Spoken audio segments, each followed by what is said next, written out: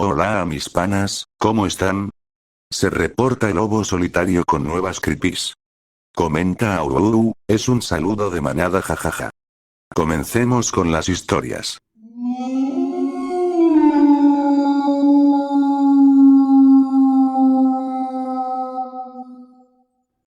Los cielos nunca debieron ser para nosotros. El rasgo básico de la naturaleza humana es la curiosidad. Es lo que nos define como especie. No importa en qué parte de nuestro hermoso planeta vivamos, siempre miramos al cielo y nos preguntamos. Admiramos la inmensidad del cosmos, preguntándonos cuál es nuestro lugar en este mundo magnífico. ¿Podríamos realmente estar solos en el vacío del espacio, una pequeña chispa de vida que fue en contra del orden natural de la entropía? ¿O somos solo parte de un plan más grande, un pequeño engranaje en un mundo mucho más avanzado que nosotros? Nos hicimos esas preguntas, pero nunca nos detuvimos a pensar si estábamos preparados para recibir respuestas reales. Lamentablemente, nuestra visión romántica del universo quedaría olvidada bajo el terror de la verdad horrífica. Creo que H.P. Lovecraft tenía razón desde el principio. En sus obras de culto, escribió sobre dioses tan poderosos y terribles por naturaleza que soñaron al mundo en existencia y crearon a la humanidad como un juguete para pasar el tiempo a través de los eones. Pero tuvimos suerte de ser tan pequeños. Tan inútiles para ellos, tan insignificantes, que ni siquiera se molestaban en mirar hacia nosotros, simples mortales. Si alguna vez decidieran hacerlo, la humanidad sería reducida a cenizas en un abrir y cerrar de ojos. A veces pienso que ese hombre tuvo verdaderas visiones de la realidad fuera de nuestra ignorancia bendita, y no estaba escribiendo ficción, sino historia. Pero me estoy adelantando. Soy astrofísico. Trabajo para la Agencia Espacial Europea, o ESA por sus siglas. Prefiero no revelar mi nombre por cuestiones de anonimato, pero estoy seguro de que tarde o temprano seré descubierto, después de publicar esto. Desde mis días en la universidad, quería ser un poco diferente. Así que cuando todos escogieron sus tesis fascinados por galaxias y nebulosas, yo decidí trabajar en cosas más sutiles. Me especialicé en vacíos. Son zonas oscuras del universo con una cantidad muy pequeña de galaxias dentro. Pensé que sería el futuro de la investigación, ya que tendría menos competencia. La mayoría quiere estudiar estrellas y cuásares de todos modos. Así que tenía un campo abierto y muchas oportunidades de descubrir cosas. Después de graduarme, empecé a estudiar el supervacío de Boötes, y hasta hoy sigo trabajando en ese proyecto. Es un enorme vacío con un diámetro de 330 millones de años luz. Los vacíos ocurren naturalmente a lo largo del espacio.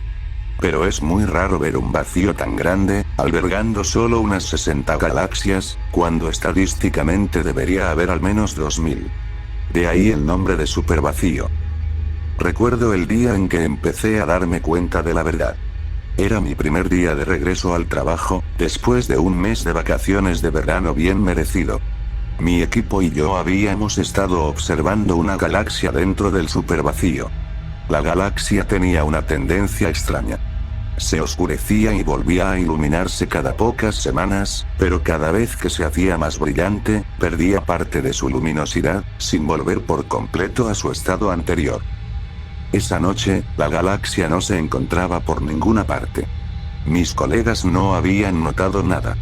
Habíamos acordado que ellos continuarían con sus proyectos personales, y que revisaríamos juntos las mediciones tomadas mientras yo estaba fuera, el día de mi regreso. Pero por supuesto, las mediciones no mostraban nada. Era como si la galaxia nunca hubiera estado allí, como si simplemente se hubiera desvanecido de la existencia. Pero galaxias enteras no desaparecen así. Escribimos un documento relativamente corto, exponiendo nuestros hallazgos absurdos, y empezamos a trabajar en una teoría, discutiendo qué podría estar detrás de la situación extraña. A los pocos días, recibí una llamada de los peces gordos. Era la NASA. Un viaje fue programado en cuestión de minutos, y 2 días después estaba en una sala de informes, donde estaba a punto de aprender que todas mis teorías sobre el supervacío de botes estaban equivocadas.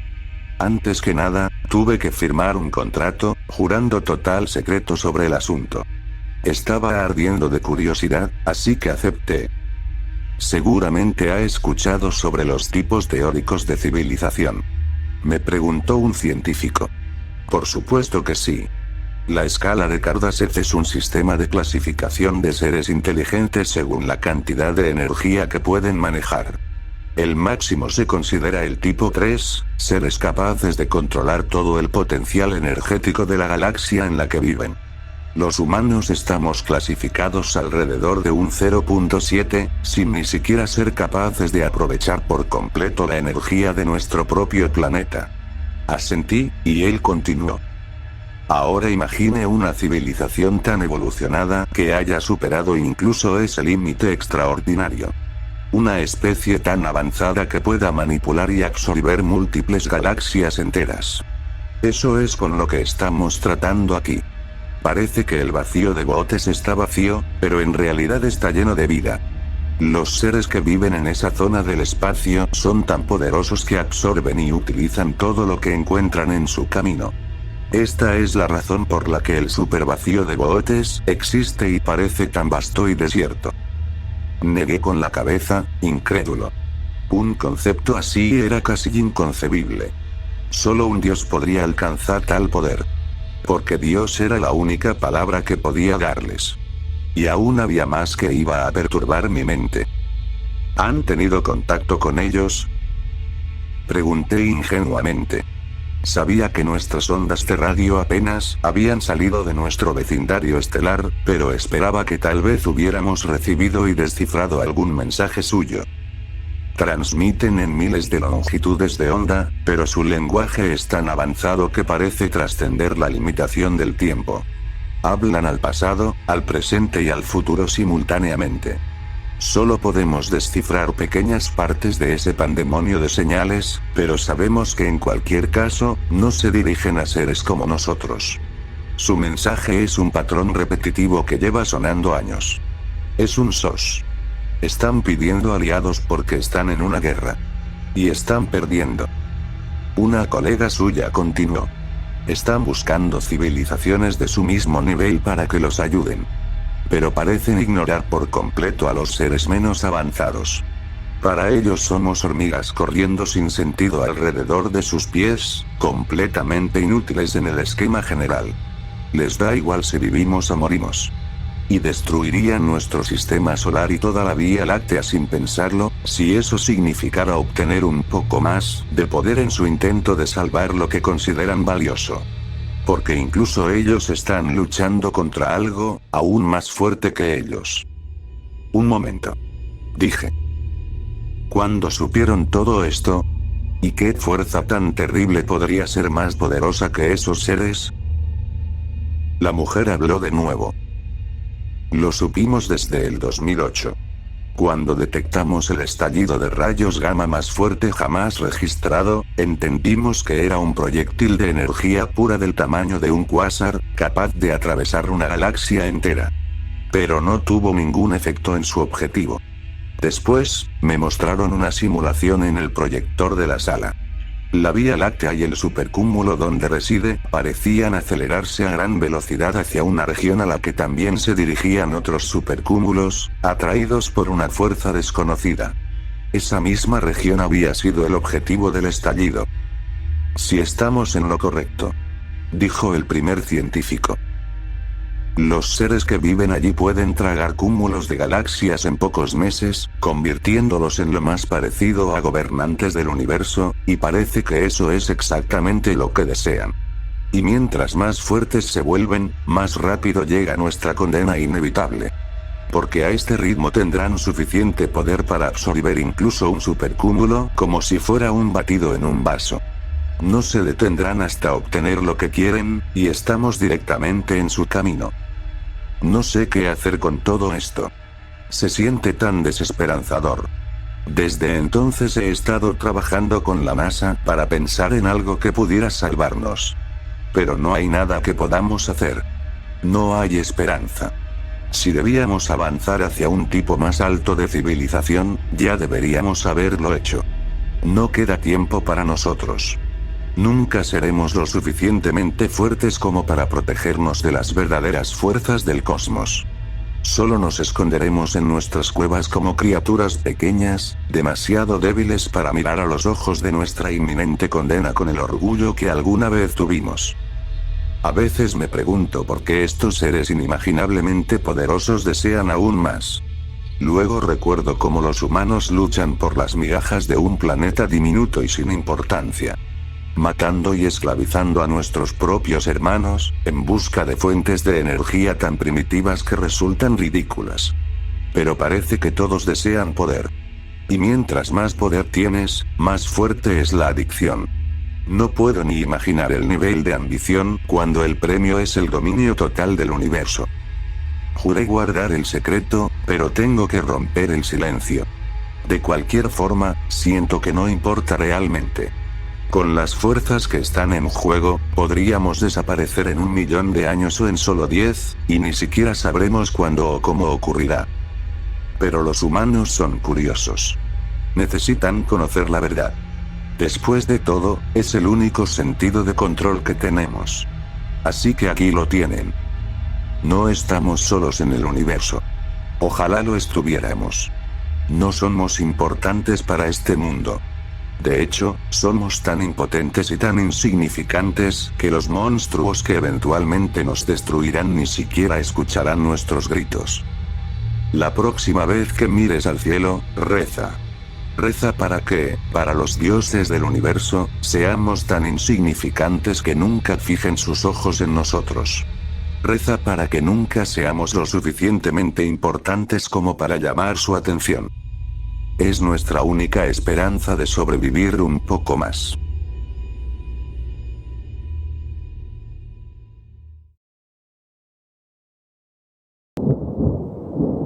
Bella sabe algo que nosotros no.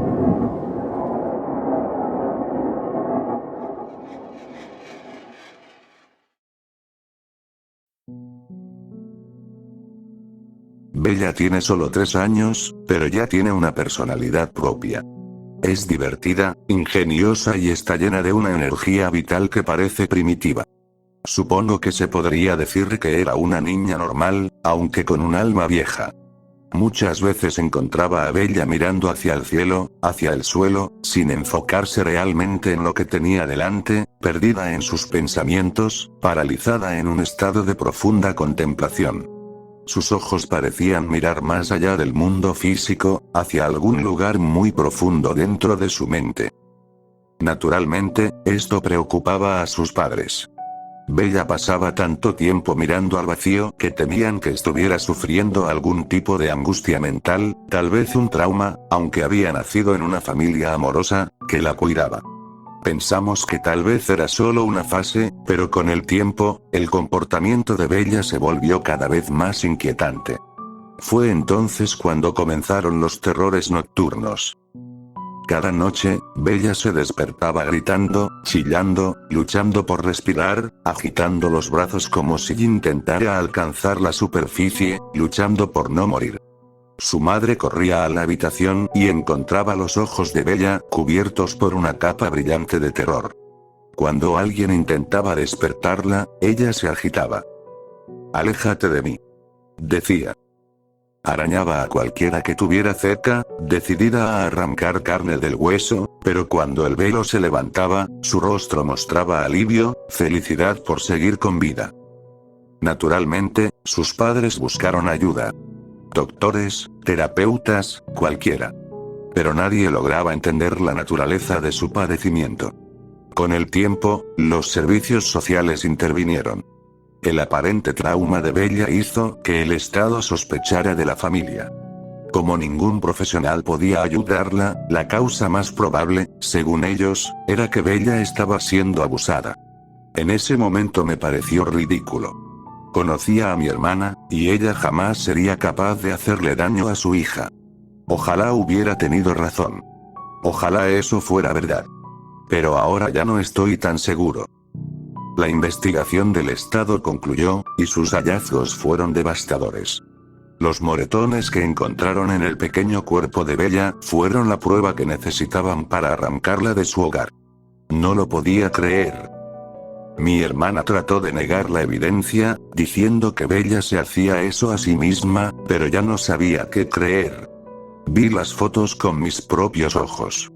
Los moretones en su piel no eran las típicas marcas que te haces jugando. No, eran grandes, negras, verdes, azules y amarillas, extendiéndose por su espalda, sus piernas, por todas partes donde la ropa podía ocultar el horror infligido por alguien monstruoso, vil, alguien que no era ella misma. Bella no podía estar haciéndose eso sola. Quise darle a mi hermana el beneficio de la duda, pero ¿cómo hacerlo? Tenía ojos, vi las fotos. Tenía oídos, escuché los sollozos de Bella. Y lo más importante, tenía corazón. Algo que, al parecer, a mi propia sangre le faltaba. Basta decir que Bella empezó a vivir conmigo. Ya no tendría que soportar el castigo de esa casa de horrores, donde quien debía protegerla la torturaba. No. Nunca más. Bella era libre. Libre de ser ella misma. Libre de sentirse segura. Libre de ser alguien más que la prisionera o el saco de golpes de otra persona. Ya no sería el perro golpeado que se encoge en un rincón. Ya no tendría que guardar silencio. Podía hablar libremente, crecer, dejar atrás su infancia horrenda, y con suerte, olvidar. Pero Bella no olvidó, y su estado empeoró. Esa mirada vacía no desaparecía, y los pensamientos encerrados en su pequeña mente la hacían temblar. Créeme cuando digo que lo intentamos. Intentamos que hablara de lo que le había pasado en esa casa. Intentamos conectarla con el mundo real, con una vida libre de los recuerdos que ya no debía cargar. Pero esa mirada vidriosa y perdida, bastaba para entender que no lográbamos alcanzarla, estuviera donde estuviera. La luz en sus ojos empezaba a apagarse, y Bella dejó de hablar por completo. Bueno, al menos mientras estaba despierta. Era de noche cuando volvía a hablar. Cuando la luna inundaba su habitación y sus ojos se cerraban, Bella revivía su pesadilla, su pasado, y era peor de lo que jamás imaginé.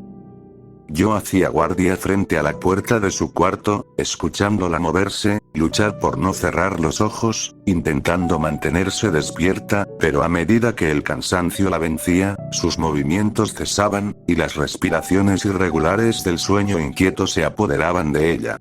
Siempre empezaba con un no. La palabra se escapaba entre los dientes apretados. No, para. En mi mente, mi hermana se alzaba sobre ella, Bella mirándola con un mar de emociones mezcladas. Miedo, preocupación, confusión, mientras su madre sacaba el cinturón de su cadera, doblándolo a la mitad, el olor del cuero llenando el aire, el chasquido de las dos tiras al juntarse, un sonido amenazante, aterrador.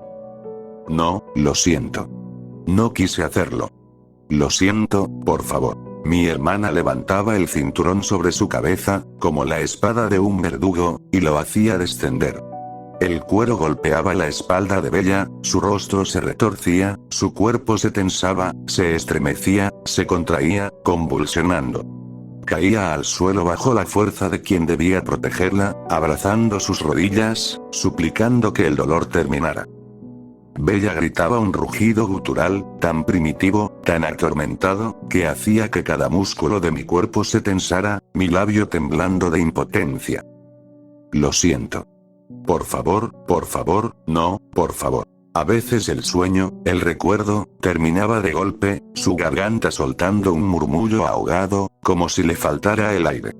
Otras veces, su sufrimiento se extendía hasta bien entrada la noche, hasta la mañana, cuando el sol comenzaba a asomarse por la ventana.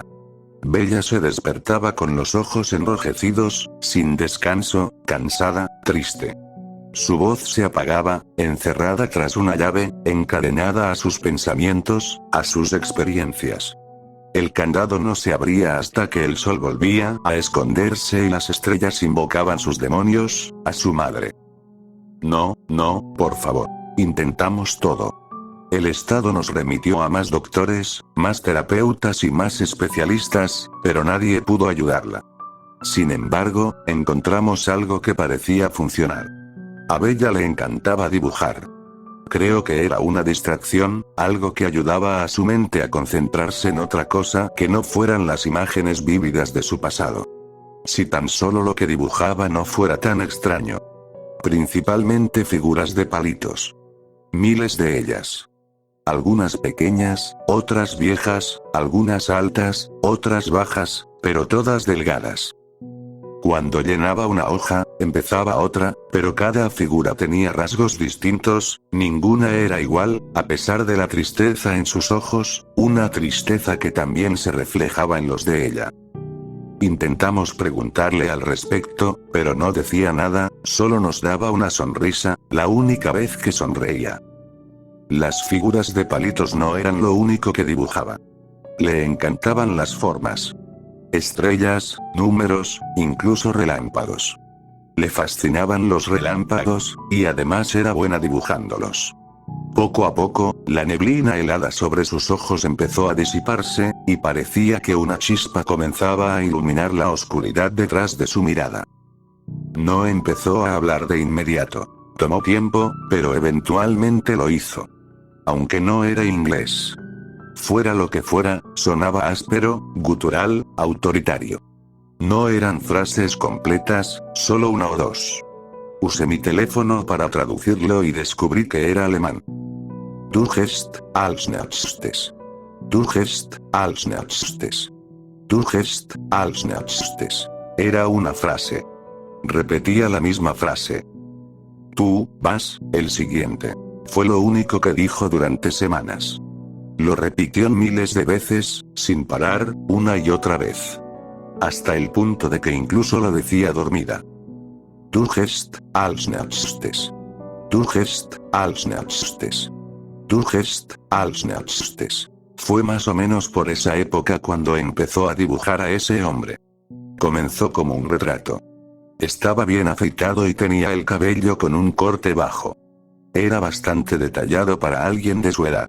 Era atractivo, joven, y había algo familiar en sus ojos. Ese hombre empezó a aparecer en todos sus dibujos, entre los miles de figuras de palitos, oculto tras los símbolos. Estaba obsesionada con ese hombre, obsesionada con las figuras, con los símbolos, con la frase. Du hast als nächstes. Du hast als nächstes. Du hast als nächstes. El hombre siempre estaba dibujado con las manos detrás de la espalda, el pecho erguido, de pie, como si el mundo estuviera a sus pies. Me sentaba a observar a Bella mientras dibujaba. Había una extraña nostalgia en sus ojos, como si conociera personalmente al hombre de su dibujo. Como si fuera un amigo. Nunca esperé una respuesta cuando finalmente le pregunté por él, pero ojalá no lo hubiera hecho. Ojalá no lo supiera, porque ahora no puedo dejar de pensarlo y, francamente, tengo miedo de Bella. La frase salía de su garganta con un tono apagado, pero después de repetirla tantas veces, había adquirido una melodía. La cantaba mientras dibujaba el cabello del hombre. Temiendo interrumpir el progreso que Bella había logrado, caminé en silencio detrás de ella, mirando por encima de su hombro mientras el hombre tomaba forma lentamente. Toqué su hombro y ella giró la cabeza, mirándome con esa nueva esperanza. Bella, ¿quién es ese hombre? Pareció sorprendida por la pregunta, pero ansiosa por responder, ansiosa por liberar su voz al fin. Bella sonrió y sostuvo el dibujo, dejándome ver bien los ojos del hombre. Ewarich, Beborich Geboren Urde. Era yo antes de nacer. Me entregó un montón de hojas, y las tomé con una mezcla de confusión y miedo. Miré al hombre y luego a Bella. Tenían la misma mirada en los ojos, la misma expresión vacía. Pasé la página y encontré otro dibujo del hombre, con la misma expresión que ahora veía en los ojos de mi sobrina. Pasé la página otra vez. El hombre de nuevo, pero esta vez estaba de pie sobre una plataforma, dominando a miles de figuras de palitos bajo él. Todas vestían uniformes, incluido él, aunque el suyo era diferente. El de él era verde, entallado, amenazante. Las figuras de abajo usaban ropa a rayas, prendas sueltas que apenas cubrían sus cuerpos delgados. Volví a mirar a Bella. Estaba erguida, con las manos detrás de la espalda, imitando la postura del dibujo que sostenía en mis manos. Mi mente titubeaba, mis sentidos gritaban negación, miedo, haciendo que mi piel se erizara. Creo que ya sabía quién era el hombre, pero me negaba a creerlo. No, mi mente no me permitía creerlo. Mis dedos arrugaban los bordes del papel, pero no pude evitar seguir pasando las páginas. Fue como si un agujero negro se abriera en el centro de mi pecho. Me succionaba hacia adentro, un punto singular arrastrándome, y a medida que mi cuerpo se hundía en el vacío, el suelo desaparecía. No caía, no flotaba. No había arriba ni abajo, ni tiempo, ni gravedad. Solo vacío.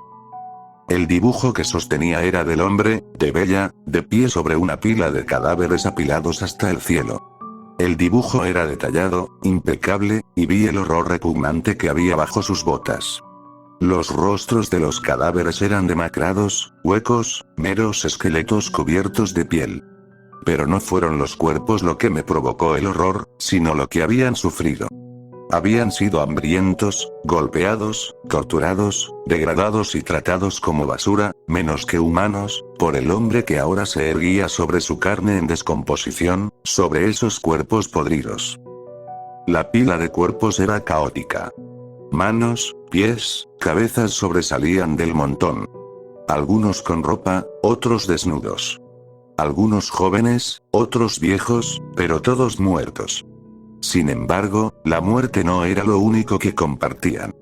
En los brazos que sobresalían del montón había una estrella, pintada en un brazalete. Era azul sobre tela blanca. Era la estrella de David. Un sonido metálico reverberó dentro de mis huesos, como si el mundo se derrumbara sobre mí, pero aún así me negaba a creer lo que estaba viendo. Me negaba a aceptar que Bella, mi sobrina, fuera ese monstruo. No podía ser. Era imposible. Debería ser imposible. Miré el papel. La dulce sonrisa de Bella debería haberme dado alegría, pero en cambio sentí miedo, como si estuviera mirando directamente a un payaso asesino. Volví al dibujo. Mis ojos recorrían la imagen con desesperación, pensamientos contradictorios chocando entre sí. Cuanto más observaba, más símbolos encontraba ocultos a simple vista.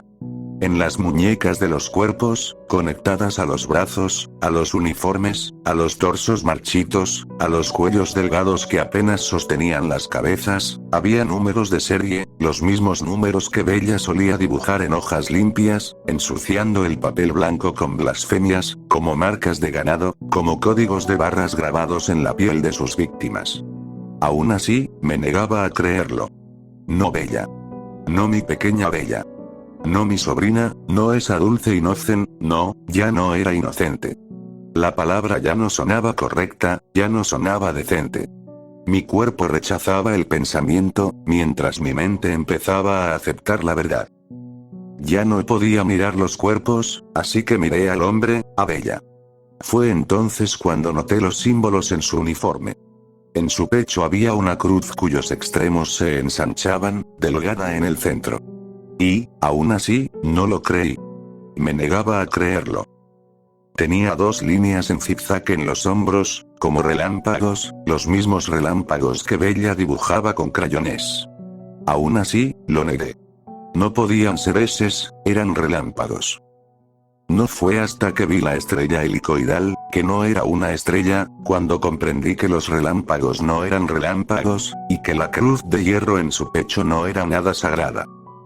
Miré a Bella, esperando que todo fuera una broma, esperando que estallara en risas, deseando que fuera solo una niña normal. Pero la forma en que sus labios se curvaron, como si estuviera orgullosa de lo que había dibujado, de la vida que había tenido, me dijo que no era una broma. Pasé la página. No podía dejar de mirar. Era un accidente de coche, un hombre al borde de un precipicio, y yo era uno de los espectadores, observando la tragedia. Pero este dibujo era diferente. El hombre, Bella, estaba sentado en una sala de audiencias, frente a un grupo de hombres con expresiones severas. El hombre, Bella se encogía ante ellos. Bella me vio pasar la página y su rostro cambió. Algo dentro de mí me obligó a preguntarle. ¿Quiénes son, Bella? ¿Quiénes son esos hombres? Fue la primera vez desde que se quedó muda que respondió en inglés, pero tenía acento, y su voz era grave. Esos fueron los hombres que me sentenciaron a muerte. Sus ojos comenzaron a humedecerse, como si reviviera el momento exacto en que escuchó su veredicto. ¿Por qué te sentenciaron a muerte? ¿Quién eras antes de nacer? La pregunta salió sin pensar. Era una respuesta que no quería escuchar. Ella contestó con amargura, conteniendo los detalles que sabía que no podría soportar. Crímenes contra la humanidad. Me solían llamar el fabricante de lámparas. Las rodillas se me doblaron, y caí sobre el sofá. ¿El fabricante de lámparas? Lámparas hechas con piel humana, de cadáveres, de ancianos, jóvenes, hombres y mujeres. Era maldad en su forma más pura, y estaba de pie frente a mí, dentro de ese pequeño cuerpo. Había escuchado las historias horribles de la Segunda Guerra Mundial, y un nudo me subió por la garganta, pero aún así pasé la página. El hombre estaba colgado por el cuello, su rostro amoratado y deformado. No dije nada, pero Bella sí. Sueño con ese día todas las noches. De pronto recordé cómo gritaba pidiendo piedad antes de despertar de golpe. Ese día fue cuando mi sufrimiento comenzó. No entendía a qué se refería, pero todo cobró sentido al pasar la siguiente hoja. El hombre estaba colgado boca abajo en una cruz, y una figura oscura, repulsiva, se encontraba a su lado. Tenía cuernos y patas con pezuñas cubiertas de pelo. Lo estaba desollando vivo, arrancándole la piel en finas tiras. El rostro del soldado estaba en agonía, gritando. Pasé la página. El soldado seguía en la cruz, siendo desollado, pero esta vez por otra criatura. Alta, pálida y delgada. Pasé la página otra vez.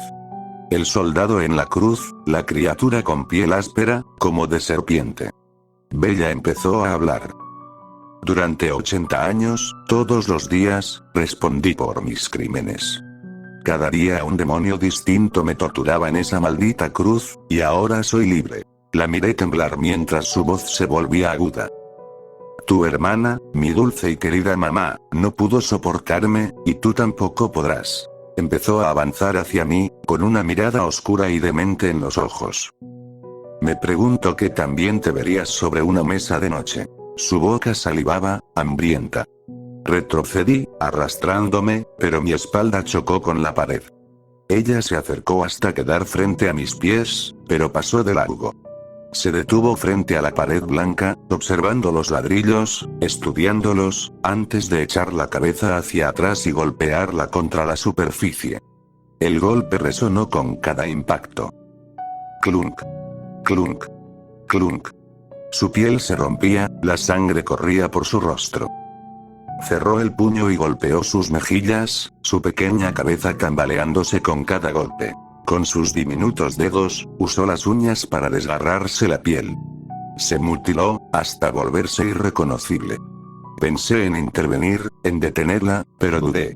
Así que simplemente la observé hacerlo.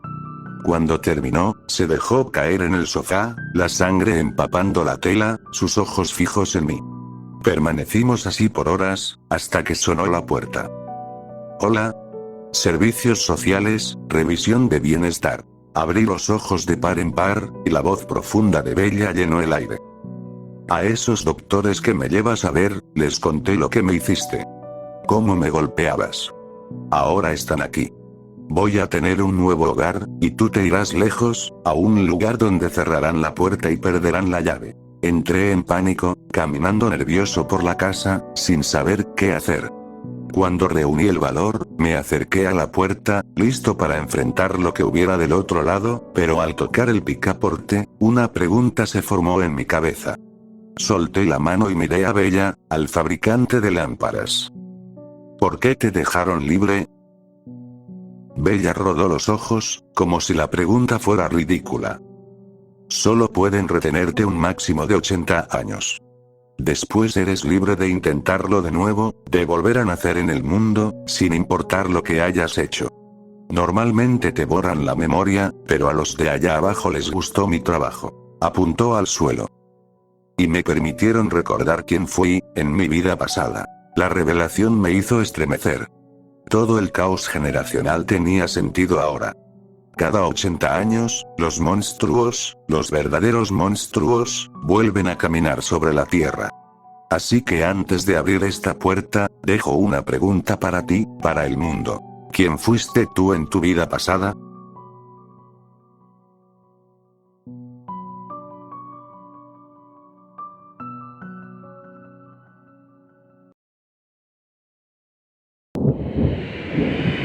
Aliento.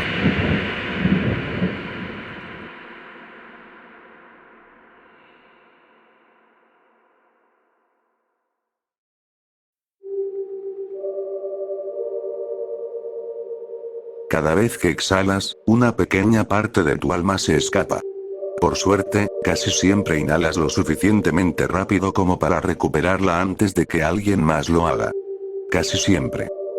¿Alguna vez empañaste un espejo con tu aliento? No lo hagas.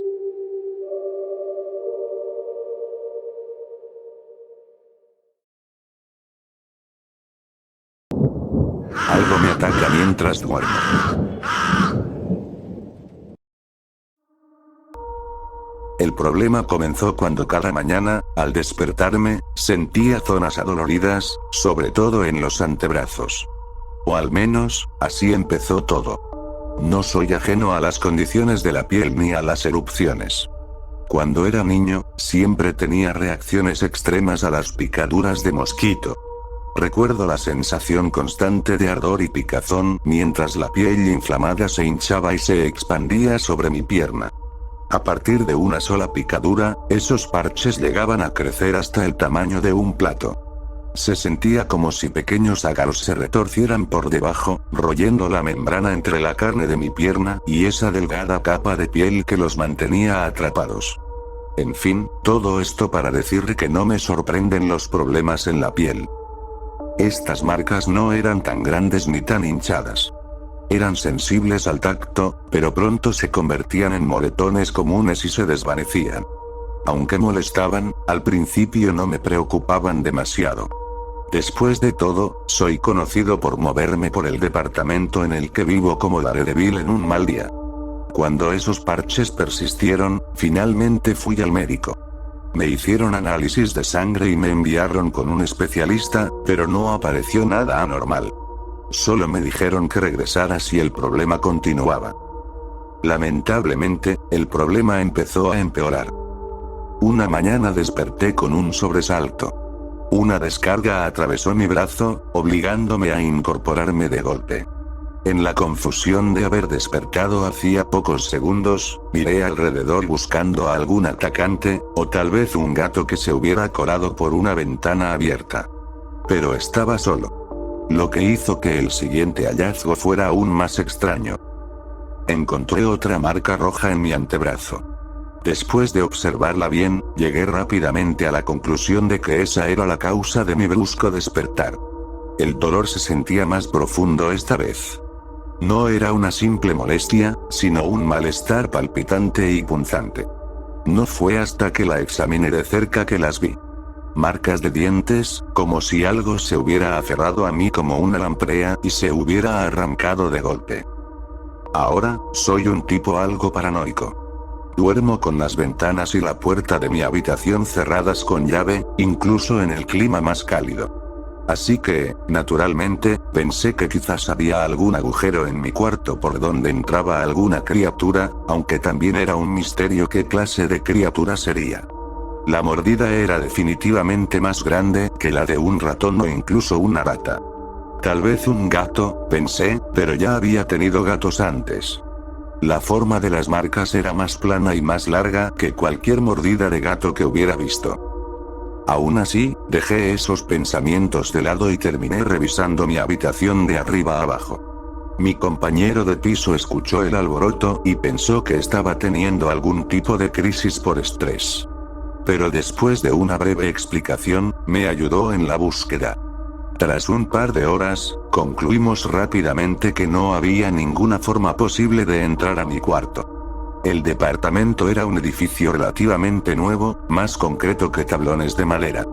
No había muchos lugares por donde alguna alimaña nocturna pudiera meterse o salir. Y antes de que lo preguntes, sí le pregunté, de la forma menos incómoda que pude, considerando lo extraña que era la pregunta, si tal vez esto era una broma suya. Lo negó de inmediato, como esperaba, ya que en general era una persona bastante seria. No se ofendió y de hecho hizo una sugerencia útil. Que instalara una cámara en mi habitación para encontrar al culpable. Como no soy especialmente hábil con la tecnología, lo mejor que se me ocurrió fue comprar una webcam barata, conectarla a mi laptop y colocarla en un estante lo suficientemente alto para obtener un buen ángulo de la habitación. Como el problema no ocurría todas las noches, tomó varios intentos descubrir qué estaba pasando. Revisar horas de grabaciones donde solo aparezco acostado no fue precisamente emocionante. Aunque esos días no me habían aparecido mordidas nuevas, seguía con la esperanza de ver al menos un vistazo de la criatura responsable. Hasta el cuarto día. Desperté con una mueca de dolor cuando sentí la misma punzada atravesar mi brazo izquierdo esta vez. A pesar de lo desagradable que fue, no pude evitar sentir una oleada de emoción al saber que al fin la cámara habría captado lo que fuera que estaba pasando. Corrí hacia mi computadora como un niño en Navidad para ponerle fin a este misterio. Era yo. Observé confundido cómo se veía con total claridad que, en la grabación, me incorporaba lentamente, levantaba el brazo hacia mi rostro y hundía mis dientes en la carne de mi propio brazo. Me vi sentado ahí, tranquilo, durante horas, masticando suavemente mi brazo, viendo el movimiento repetitivo de mi mandíbula subiendo y bajando, como si fuera un bebé gigante tratando de calmarse. Fue extraño, por decirlo menos. Así que regresé al médico, llevando la grabación conmigo. No te preocupes, esta no es una historia donde casualmente paso por un museo de imanes con el video en la mano justo después. Aunque pude notar por su expresión que le parecía algo muy extraño, sugirió lo obvio. Que esto era algún tipo de sonambulismo, o caminante nocturno, como se le conoce más comúnmente. Después de investigar un poco por mi cuenta, descubrí que han existido casos de personas haciendo todo tipo de cosas extrañas mientras caminan dormidas, incluso llegando a matar accidentalmente a su pareja. Aún así, los tratamientos eran bastante vagos, desde dormir más, asegurarse de que la habitación estuviera lo más oscura posible, eliminar ruidos, etcétera, etcétera. En esencia, todo se reducía a intentar dormir mejor, lo cual era frustrante considerando que mis propias acciones inconscientes estaban dificultando precisamente eso. Aún así, intenté todo lo que me recomendaron. Incluso recurrí a supersticiones antiguas, por si acaso. Llegué a colgar un atrapasueños, a pesar de no tener ningún tipo de creencia espiritual. Nada funcionó. Las mordidas continuaron. Y no solo continuaron, empeoraron. Las marcas rojas evolucionaron a grandes hinchazones de color púrpura. Las hendiduras dejadas por mis dientes se marcaban cada vez más. La piel se sentía como un globo a punto de estallar.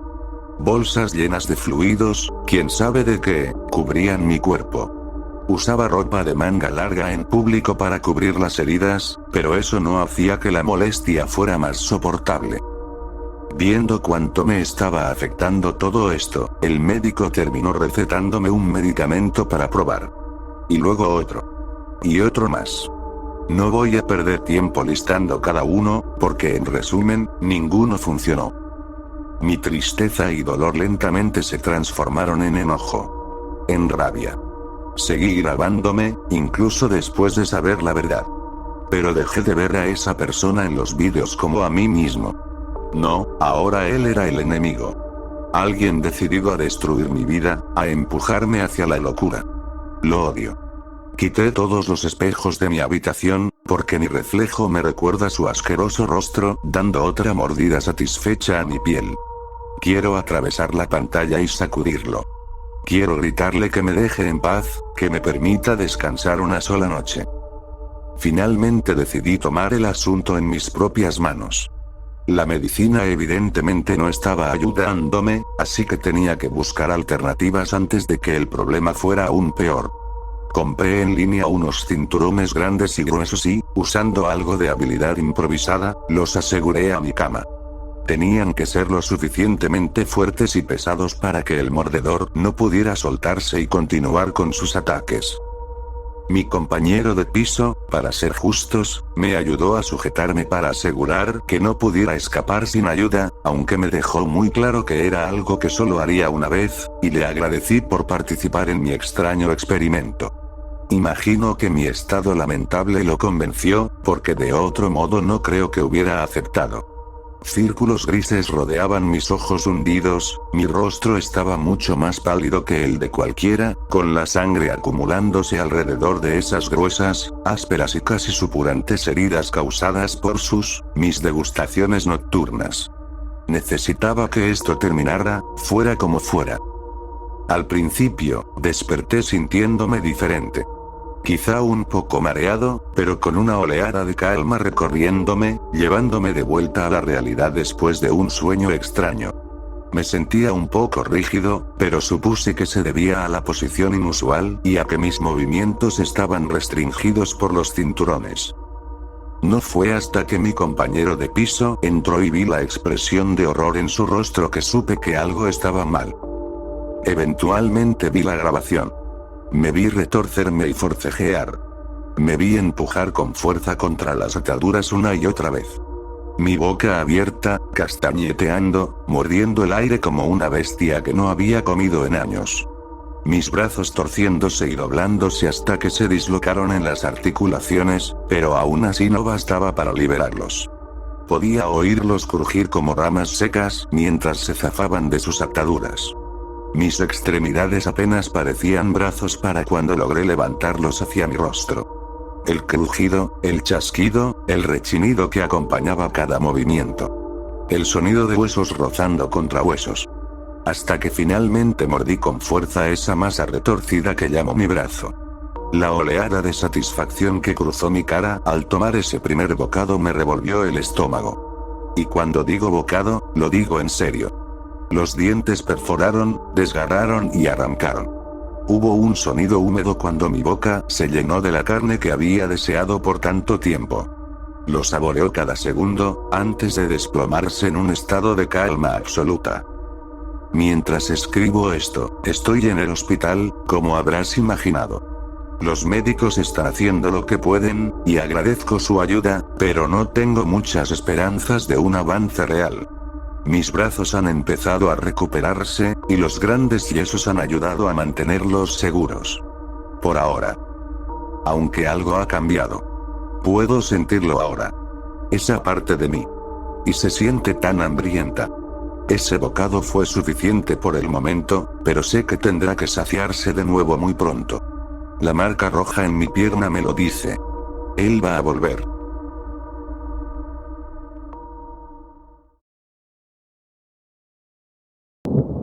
Estuve a punto de ser secuestrado cuando era niño. Cuando yo tenía 11 años y mi hermano 7, nuestra familia se mudó a otra ciudad en la que nunca habíamos estado, a cientos de kilómetros de distancia. Mi papá fue transferido por trabajo y nos dieron un margen muy corto para mudarnos, así que tuvimos que hacerlo lo antes posible. Un lado de nuestro patio trasero daba a un campo abierto junto a un hogar de retiro, y si caminabas por la línea de la cerca a través del campo, podías cruzar una calle y llegar a un parque hermoso a unas 2 cuadras. Nuestro primer día mudándonos a la nueva casa, mi hermano y yo simplemente caminamos al parque para jugar en los columpios y alimentar a los patos. El segundo día, solo habíamos dormido una noche en la nueva casa, fuimos al parque alrededor de las 10 de la mañana. Justo cuando subimos la colina hacia la calle que nos separaba del parque, a unos 6 metros de la carretera, un Mustang 1966 negro mate y destartalado frenó de golpe y se deslizó hasta detenerse justo frente a nosotros. y la puerta del pasajero, la que daba hacia nosotros, se abrió de golpe tan fuerte que rebotó y el tipo sentado ahí tuvo que detenerla con el brazo. Y empezó a bajarse. Rápido. Con ambas manos extendidas hacia nosotros. Nunca olvidaré su rostro. Sucio de aceite de motor, barba grasosa y descuidada, casi calvo, pero con unos pocos cabellos encima que se peinaba hacia atrás, y esos ojos verdes, pequeños y penetrantes. Nunca había visto una mirada así en una persona, incluso siendo un niño, era evidente al instante que él era el depredador y nosotros la presa. Miraba como un hombre hambriento viendo la cena de Acción de Gracias. Inmediatamente agarré a mi hermano por la cintura y me lancé de cabeza hacia el patio trasero junto al que estábamos caminando, sin darme cuenta de que, por la colina que estábamos subiendo, había una caída de al menos 3 metros. Apenas tocamos el suelo, me levanté como pude, tomé la mano de mi hermano y corrí hacia la puerta trasera de la casa, golpeando la puerta corrediza de vidrio.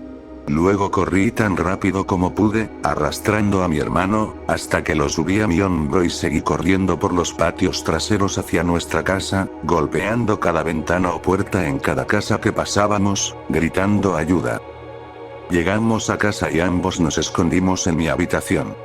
Le contamos desesperados a mi mamá lo que había pasado y, aunque me felicitó por reaccionar rápido y proteger a mi hermano pequeño, era evidente que dudaba de que hubiera ocurrido tal como lo describíamos.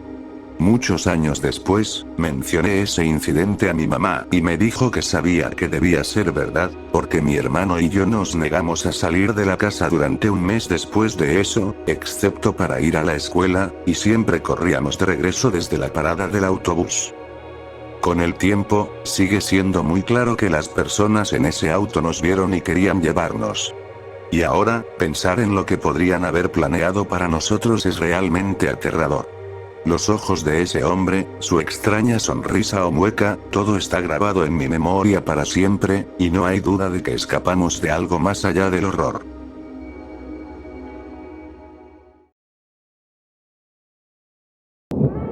Creo que me encontré con un skinwalker.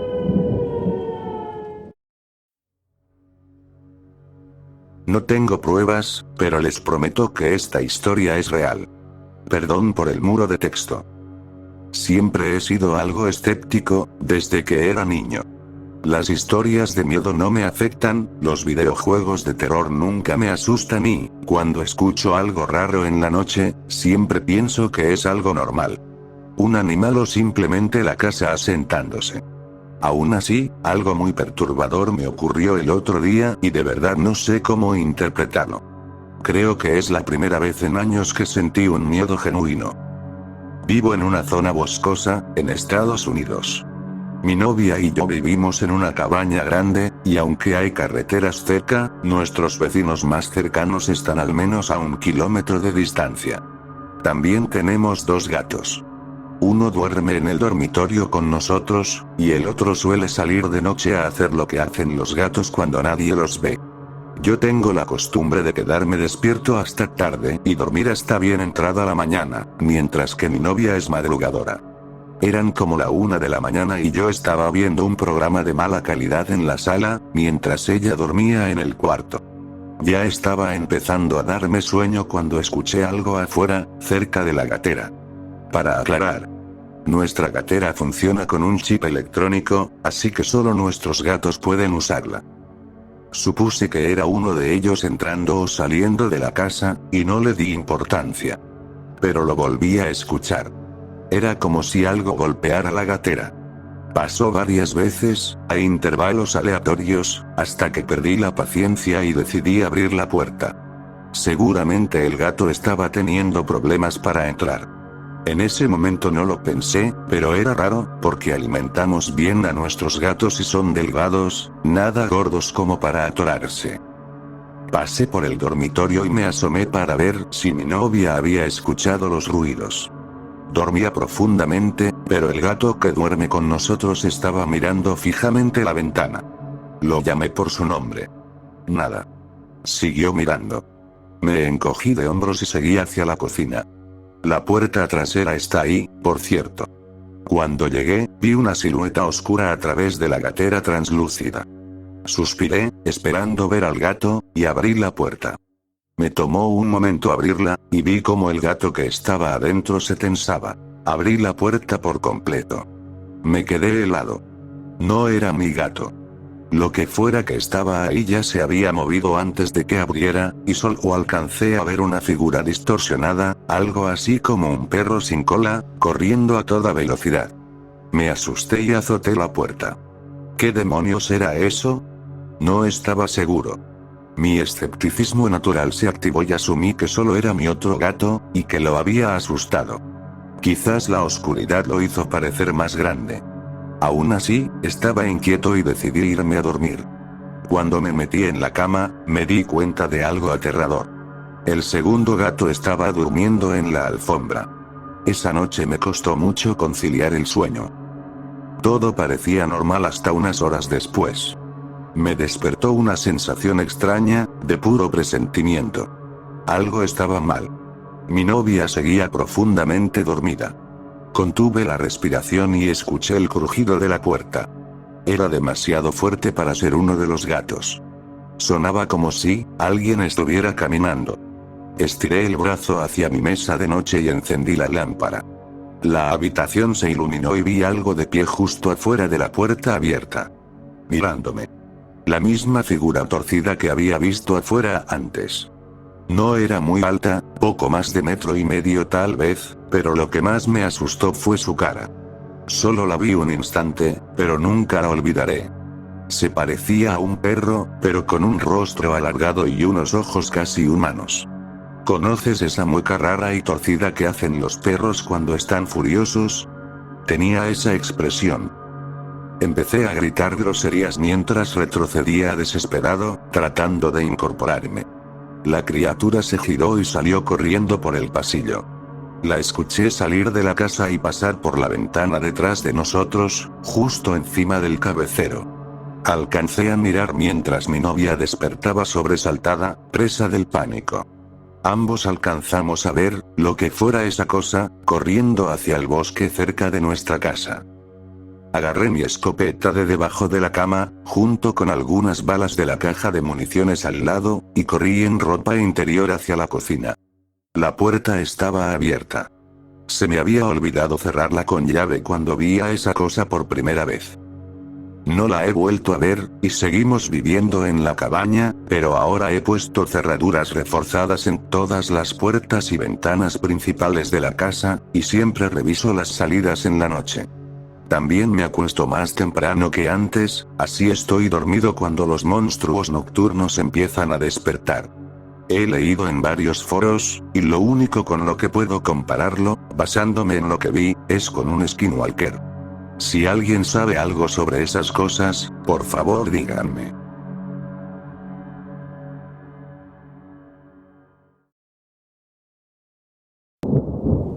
Encontré algo que Disney quiere ocultar.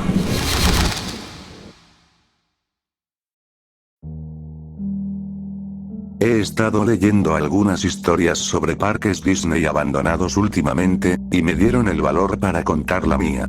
Estaba en Florida hace un par de años con parte de mi familia, de vacaciones. Un día en el parque, mi hermano, lo llamaré J, nuestro primo, lo llamaré R, y yo decidimos ir por nuestra cuenta. Nuestros padres nos dejaron hacerlo, ya que J y R son adultos. Mientras deambulábamos, encontramos una atracción abandonada. No recuerdo cómo se llamaba, probablemente porque mi mente bloqueó ese recuerdo. R, como siempre, fue el primero en sugerir que entráramos a explorar. J, siendo el sensato, protestó diciendo que así es exactamente como comienzan las películas de terror, y que no tenía intención de morir. Eventualmente cedió. No tuve otra opción que acompañarlos, pero mientras más avanzábamos, menos miedo sentía. Ese fue mi primer error. Recorrimos pasillos y habitaciones de colores brillantes, sin ver nada particularmente interesante, salvo uniformes de empleados y algunos accesorios abandonados. Al final de un largo pasillo había una puerta que decía solo personal. R, siendo el idiota que es, la abrió. J y yo nos quedamos afuera mientras él exploraba más adentro. Pasaron unos minutos antes de que R nos gritara: chicos, tienen que ver esto. J y yo cruzamos la puerta y nos encontramos rodeados de animatrónicos retirados, estatuas y algunos disfraces viejos. La habitación era mucho más inquietante que el pasillo anterior, pero igual decidimos mirar alrededor. Era enorme, tan grande que no se alcanzaban a ver las paredes del fondo desde la entrada, aunque parte de eso se debía a la oscuridad.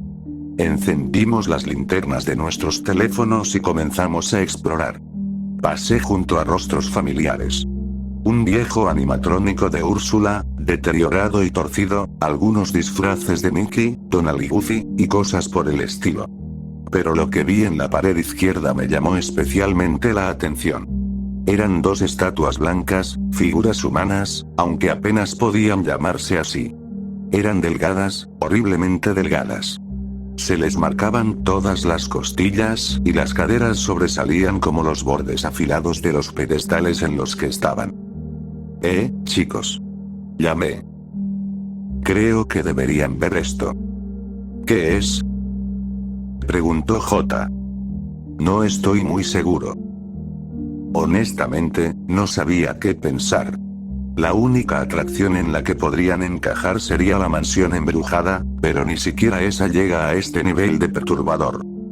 J y R se acercaron, y ambos dieron un salto al ver las estatuas. Seguro no es nada, dijo R. Solo unas estatuas que hicieron para la mansión embrujada, y que resultaron más tétricas de lo que querían.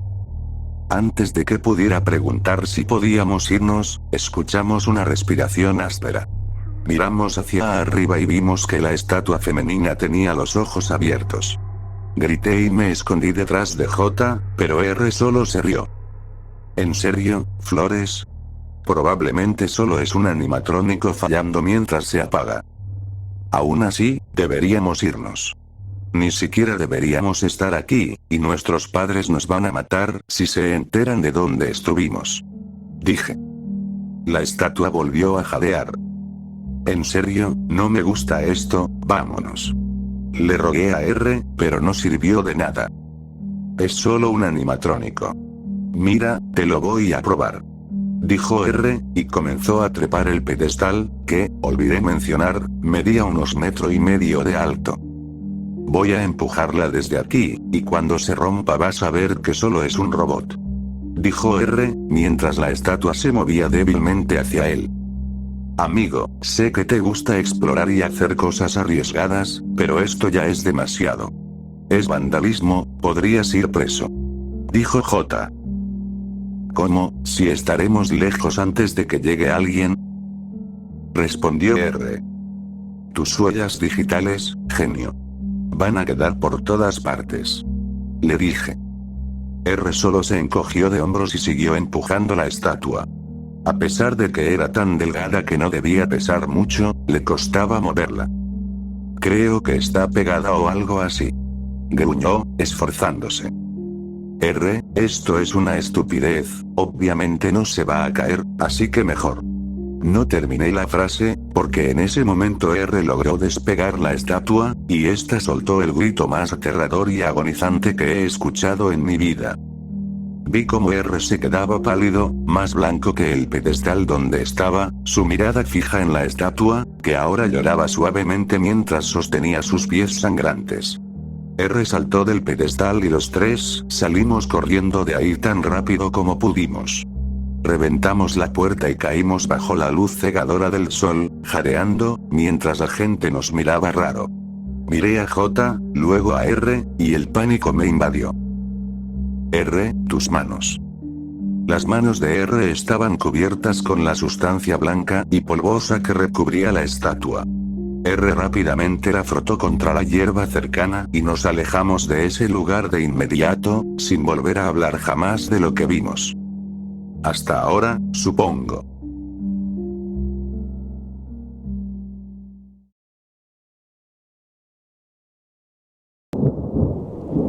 Querido diario.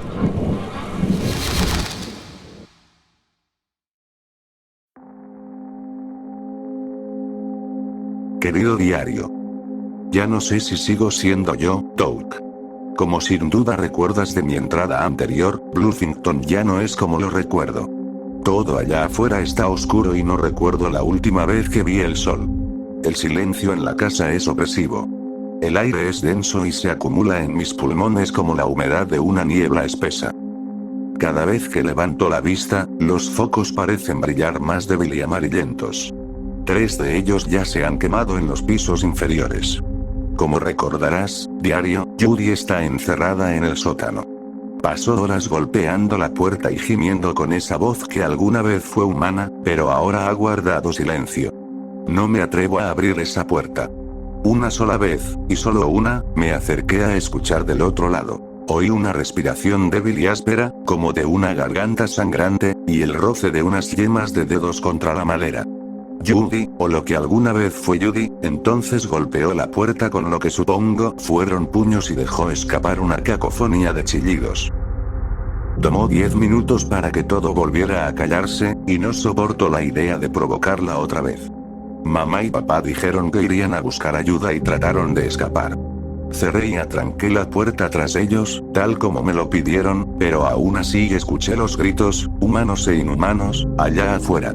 Nunca escuché el motor del auto arrancar. Los crujidos y sorbidos continuaron durante una hora. Intenté consolarme con la compañía de Pork Chop, pero con el tiempo, sin razón aparente que pueda entender, enloqueció, corriendo en círculos, echando espuma por la boca, ladrando hacia cada salida. Su espiral hacia la locura llegó a tal punto que sentí la necesidad de liberarlo de este infierno. Le até el cinturón al cuello durante los pocos momentos en que parecía dormir. Fue una bendición para ambos cuando finalmente vomitó sangre, gimió una vez y cayó muerto. En ese instante, todas las luces de la casa se apagaron de golpe. Perdona mi mala letra, diario, estoy escribiendo en completa oscuridad. Puedo oír murmullos apagados allá afuera. Al levantar el teléfono, no escucho nada, ni siquiera tono de marcado, igual que la vez anterior. Mis ojos se están acostumbrando a la oscuridad. Al mirar por la ventana, puedo ver figuras negras moviéndose sobre un fondo igual de negro, cuerpos humanos controlados por algo más. Sus movimientos son ágiles y flexibles, como si no estuvieran acostumbrados a sus propias formas, pero sin importarles el dolor de las articulaciones dislocadas o la carne desgarrada.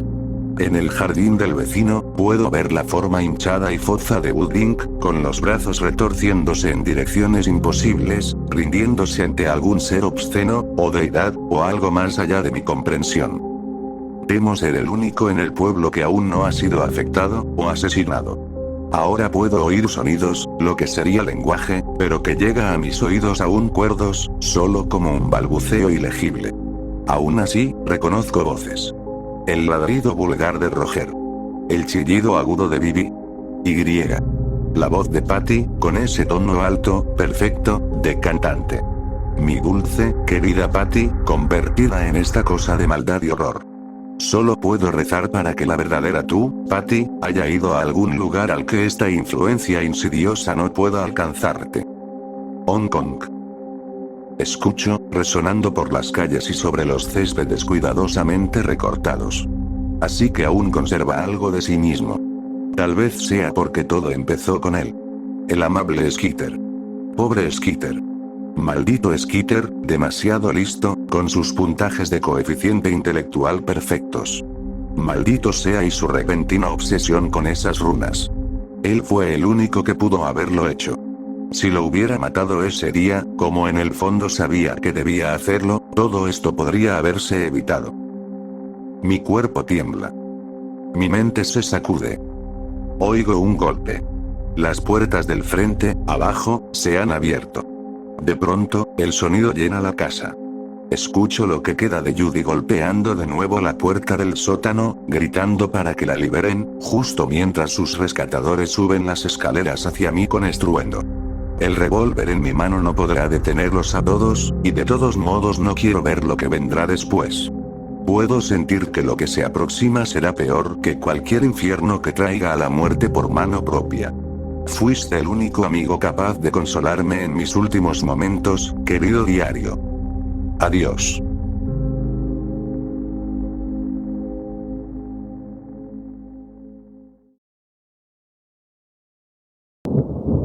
Alguien no para de dejar notas debajo de la puerta de mi habitación. Vivo solo. Había un ruido extraño proveniente del piso de abajo. Daptum, daptum. Pisadas resonando contra el piso de madera. Pero, ¿por qué sonaban tan irregulares? Podría haber sido una extraña pesadilla mientras estaba despierto. Últimamente me costaba dormir. Cuando mamá llamó a la mañana siguiente, no mencioné los sonidos. Ni los dolores de cabeza. Ni las náuseas. ¿Estás seguro de que te sientes bien?, preguntó ella. Tal vez debería volver a casa antes. No, estoy bien. Confía en mí. Siempre había sido tan sobreprotectora. Esa noche, el ruido volvió a subir mientras algo subía a toda prisa por las escaleras. Daptum, daptum. Mis extremidades se congelaron. Me senté completamente quieto y escuché con atención. La casa estaba silenciosa como un fantasma. Probablemente solo era un sueño febril. Dormía a intervalos cortos. Un día se desvanecía en el siguiente. El valor para salir de mi habitación solo aparecía cuando había luz afuera. Cada vez que me levantaba, el estómago se me revolvía como en una montaña rusa. Y no podía quitarme la sensación de que ojos ocultos se arrastraban por mi piel. Las pisadas retumbaron de nuevo, más rápidas que antes. Daptum, daptum. Avanzaban por el pasillo de arriba, daptum, daptum, y se detuvieron justo frente a mi habitación. Una tabla crujió. Mis ojos se salieron de sus órbitas cuando 4 pequeñas extremidades se asomaron por debajo de la puerta. Dedos de niño. Un trozo de papel se deslizó en la habitación, luego el sonido daptum continuó por el pasillo. Me incliné sobre el borde de la cama. Frente a mí había una nota. Decía: no estás seguro. Solo un sueño febril. Si mamá supiera lo que estaba pasando, correría directo a casa, así que seguí mintiéndole cada vez que llamaba. Todo está bien, solo necesito descansar. Daptum, daptum. Otro trozo de papel se deslizó dentro de la habitación. Este tenía un dibujo con crayón de un monstruo sosteniendo un cuchillo. Debajo, unas palabras garabateadas. El hombre cerdo viene. Arañas imaginarias recorrieron mi espalda, enviando un escalofrío por mi columna. ¿Qué era un hombre cerdo? Mis pesadillas se llenaron de imágenes intermitentes de hocicos terribles y patas con pezuñas. En una, un grupo de cerdos feroces masticaba mi estómago mientras yacía sobre una mesa de roble. La manzana roja y brillante atorada en mi garganta ahogaba mis gritos. Cuando desperté, la almohada estaba empapada de sudor. Sueños febriles. Cuando escuché el sonido la siguiente vez, corría arriba y abajo del pasillo. Daptum, daptum. Se movía por la casa abriendo y cerrando cajones. Daptum, daptum. El sonido desapareció en la habitación de mis padres, produciendo un eco sordo. Luego, silencio. Volví a dormir. A la mañana siguiente, había un álbum de fotos sobre la cama de mis padres, abierto en la foto de 2 niños. Había un bebé, a quien reconocí, y una niña, a quien no. Se veía extrañamente familiar. ¿Tengo una hermana?, pregunté a mi mamá, mirando la foto. Ella se detuvo un momento, como confundida por la pregunta. ¿Qué? ¿Tengo una hermana?, repetí. Sabes que no. Pero, ¿alguna vez tuve una? No dijo nada. Hablé con un tono firme. ¿Alguna vez tuve una hermana? Respóndeme. Estás delirando. Tu padre y yo tomaremos el próximo vuelo a casa. Saqué la escopeta de papá del cobertizo de herramientas. ¿Le haría daño a un fantasma? Probablemente no. Pero tenerla me hacía sentir seguro. Daptum, daptum. Ella había vuelto. Y lo peor, estaba demasiado enfermo para pararme. Sentía como si estuviera atrapado dentro de un horno. Mi boca estaba seca de terror. La puerta del dormitorio crujió al abrirse, luego algo cruzó la habitación. Daptum daptum. Estiré el cuello y la vi. La niña de la foto. Tenía unos 7 años. Su cuerpo estaba doblado, cada extremidad retorcida en un ángulo extremo. Un pie apuntaba de lado. Y tenía un cráneo desnudo. Me observaba, sin parpadear. Mi respiración se detuvo. La niña parecía asustada. Por alguna razón, eso me aterrorizó. Habló con voz baja. Por favor, no vuelvas a dormir. El hombre cerdo viene.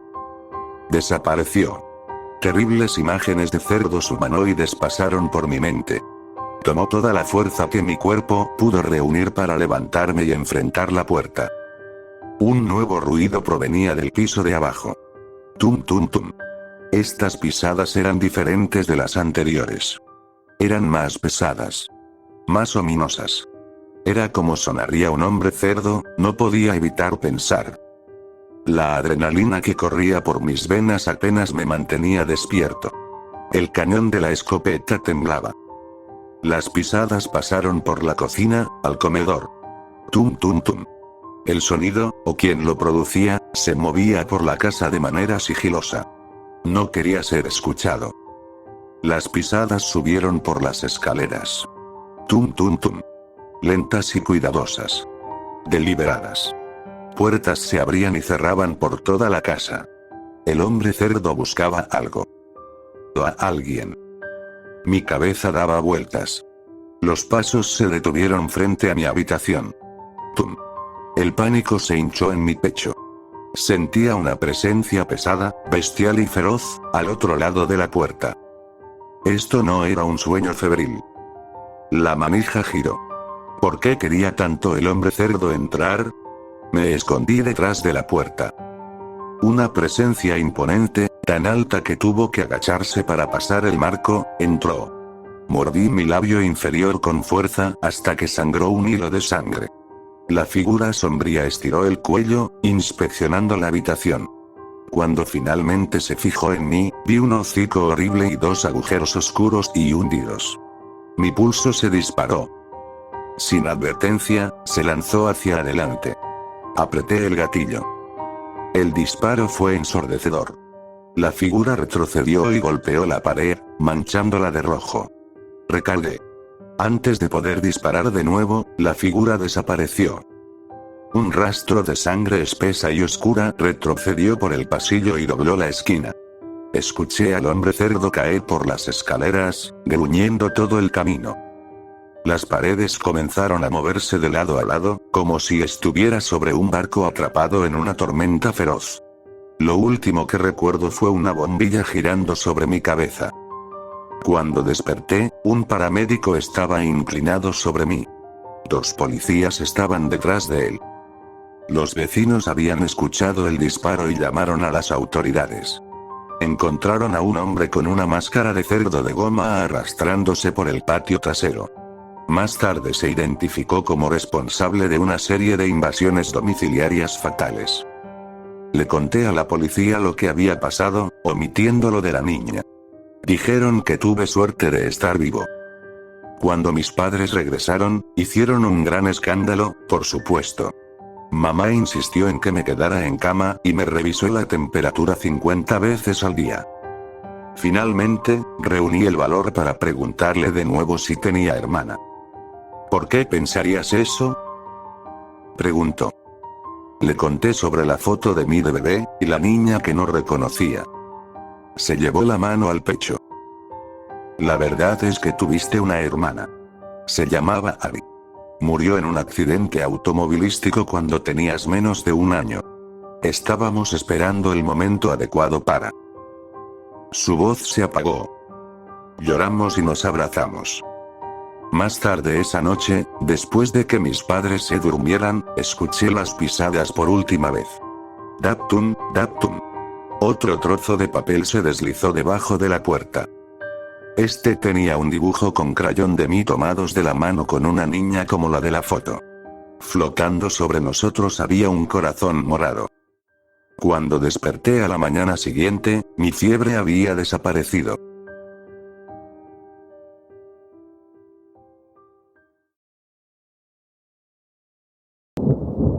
acerca de mi amigo Michael.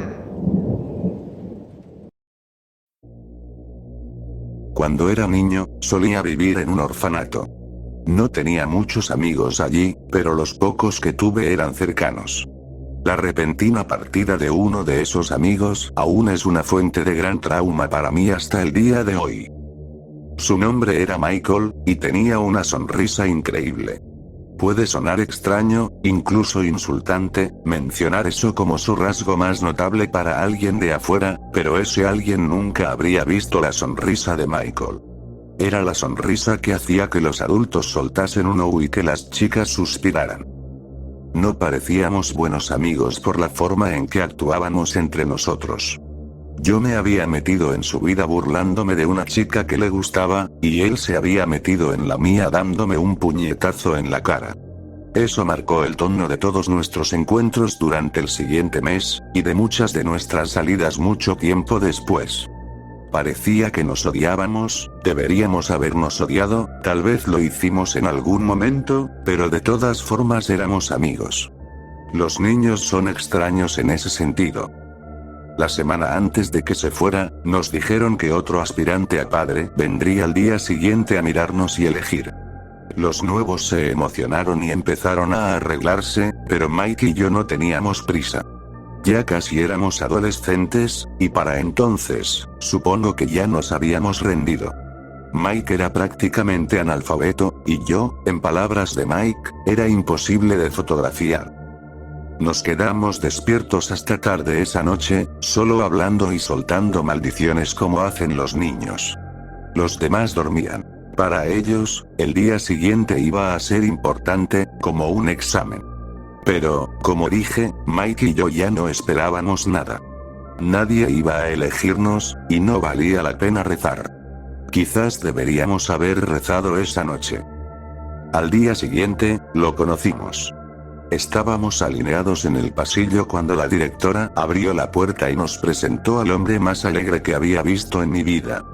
Tenía cara de bebé, como la de un niño de 12 años, pero tan feliz, y con unos ojos azules tan juguetones, que no importaba. Todos lo adoramos. Era como Santa Claus. Hablaba con cada uno y lograba hacernos reír, incluso a los más callados y raros. Al final nos hizo tomarnos una foto grupal con su cámara. Todos sonreímos de oreja a oreja, incluso yo. Después se fue del orfanato, aparentemente para tomar su decisión. Al anochecer, la directora anunció que Michael iba a ser adoptado. Esa noticia me golpeó más fuerte de lo que pensé. A Michael también. Nos abrazamos, por primera vez, y me pidió perdón. Creo que fue la primera vez que realmente reconocimos que éramos amigos. Tardó una semana en completarse todo el papeleo. Durante ese tiempo, nuestro pequeño grupo cercano intercambió regalos y nos despedimos. Al final, ayudé a Michael a llevar su maleta hasta el auto. Su adoptante, el hombre de la gran sonrisa y los ojos azules juguetones, nos ayudó a cargar las cosas en el carro. Nos abrazamos otra vez, y Michael se subió al asiento delantero. Me giró la mano para saludarme, y fue entonces cuando todo salió mal. Cuando Mike volteó, el hombre estaba detrás de él, mirándome fijamente. Mientras me miraba, con esa misma sonrisa infantil y amplia, metió la mano en su chaqueta y sacó un cuchillo. Clavando sus ojos en los míos, presionó la hoja contra su propia mejilla y la deslizó hacia abajo, abriéndose el rostro mientras la sangre brotaba, todo sin dejar de sonreírme. Durante todo ese tiempo, Mike no se había girado de nuevo, así que seguía sonriendo y saludando, sin darse cuenta de que el monstruo detrás de él se cortaba la cara mientras reía. Creo que al final notó mi expresión justo cuando el auto arrancó, porque pareció girar la cabeza, pero no estoy seguro. Para entonces ya era demasiado tarde. El coche salió del estacionamiento y se lanzó a la carretera. Me quedé allí parado, sin saber si confiar en lo que había visto. En algún momento decidí no hacerlo. Era demasiado aterrador creer que mi mejor amigo estaba en manos de un psicópata así. Así que lo negué. Quizás no debía hacerlo. Con los años, olvidé lo que había visto ese día. La mayor parte no fue un intento consciente, aunque mentiría si dijera que no hubo parte de mí que lo borró a propósito. Crecí, mi círculo creció, algunos se alejaron, otros se acercaron más. Terminé casándome con una de las segundas, curiosamente, con la chica por la que Mike me había golpeado. Tuvimos un hijo. Lo llamamos Michael. Y ahí es donde la historia vuelve a comenzar. Lo que pasó después es lo que me obligó a escribir esto, lo que me hizo recordar mi pasado y mis errores. Había llevado a mi hijo de 8 años al parque para una cita de juegos. Era por la tarde y yo había tenido una noche muy pesada, así que me costaba mantenerme despierto, cabeceando de vez en cuando. En una de esas pequeñas siestas, desperté y noté que mi hijo ya no estaba en el área.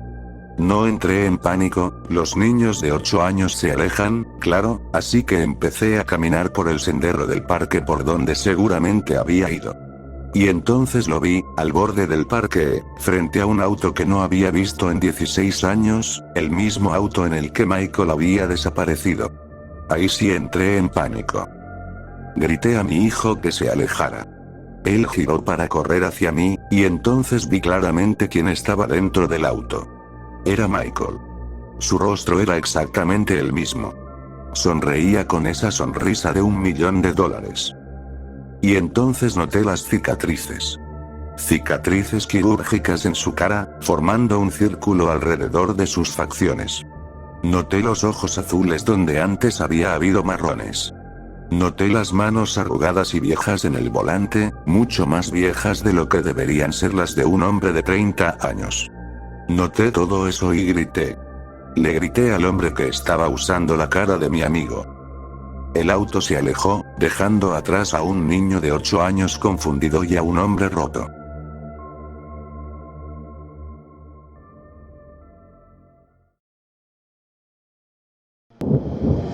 Encontré un médico muy diferente en la Dark Web. En retrospectiva, es algo irónico que mi amor por la ciencia que elegí haya sido mi condena. Quiero decir, parece injusto que mi curiosidad y sed de conocimiento me hayan llevado por un camino tan turbio. Lo único que siempre quise era ser mejor en mi trabajo. Soy estudiante de medicina. Desde que tengo memoria, me ha fascinado el cuerpo humano. Sin importar lo mal que a veces lo tratemos, no deja de ser una forma de perfección.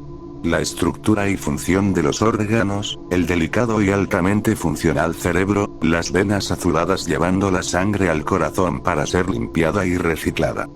Simplemente magnífico. Para mí fue una elección sencilla. Quería estudiar más sobre el cuerpo, aprender todos los detalles que esconde. Y a veces corregirlo. Ahora, no me malinterpreten. No disfruté realmente estudiar para entrar a la facultad de medicina. La mayoría del tiempo era un proceso tedioso de aprender temas irrelevantes que no me interesaban. Pero logré soportarlo y entrar a la universidad. Ahí desarrollé sentimientos muy mezclados.